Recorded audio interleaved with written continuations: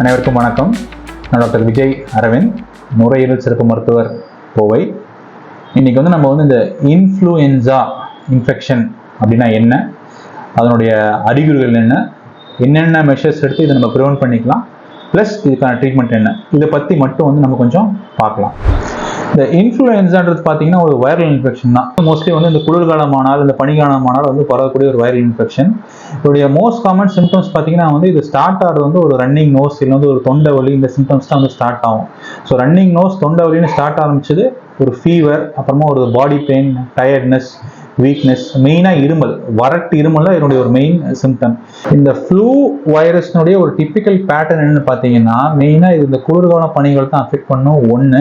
ரெண்டாவது, இது வீட்டில் ஒருத்தங்களுக்கு சிம்டம் வந்துச்சுன்னா வீட்டில் உள்ள மற்றவங்களுக்கும் அடுத்தடுத்து சிம்டம்ஸ் வர ஆரம்பிக்கும். எஸ்பெஷலி இப்போ இந்த ஸ்கூல் கோயிங் சில்ட்ரன் அடிக்கடி பார்த்தீங்கன்னா இப்போ ஸ்கூலில் ஒருத்தருக்கு தான் சிம்டம்ஸ் ஆரம்பிக்கும். பட் ஆரம்பிச்சிச்சுன்னா அந்த ஸ்கூலில் அடுத்தடுத்து பார்த்தீங்கன்னா அந்த கிளாஸில் ஒரு 5-6 பேர் தொடர்ந்து லீவ் போட்டே போவாங்க. பார்த்தீங்கன்னா இது எல்லாமே டிப்பிக்கலாக இந்த இன்ஃப்ளூயன்சா இன்ஃபெக்ஷனுடைய டிப்பிக்கல் சிம்டம்ஸ் தான் இது.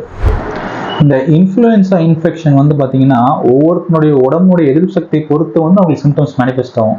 சில பேருக்கு உள்ள உடம்புல இன்ஃபெக்ஷன் இருக்கலாம், இன்குபேஷன் பீரியட்னு சொல்லுவோம். பட் ஆனால் அவங்களுக்கு பெருசாக சிம்டம்ஸ் எதுவுமே மேனிஃபெஸ்ட் ஆகாது.